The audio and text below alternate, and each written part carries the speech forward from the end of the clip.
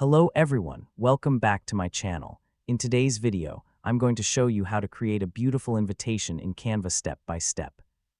Whether you're designing an invitation for a birthday party, wedding, baby shower, graduation, business event, or any special occasion, Canva makes it quick and easy. So let's get started.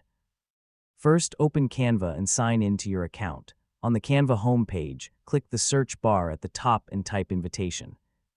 Press enter and Canva will display a wide variety of professionally designed invitation templates. Now, browse through the templates and choose the one that best matches your event.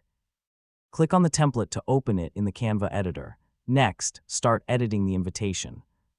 Replace the sample text with your own information, such as the event title, host name, date, time, venue, and any special instructions for your guests. Simply click on any text box to edit it. If you want to make your invitation more attractive, you can change the font style, font size, text color, and background colors. You can also add decorative elements, icons, shapes, or illustrations from Canva's Elements library. If you have your own photos or logo, click on Uploads and upload your images. Then drag and drop them into the design to personalize your invitation even more. After you've finished editing, carefully review the invitation. Double-check the spelling, date, time, and location to make sure everything is correct before saving the final design.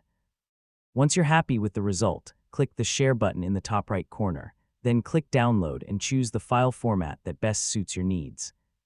Select PNG or JPG if you're sharing the invitation online, or choose PDF print if you plan to print high-quality invitation cards.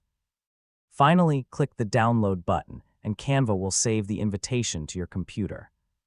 Your invitation is now ready to print or share with your friends, family, or guests through email or social media.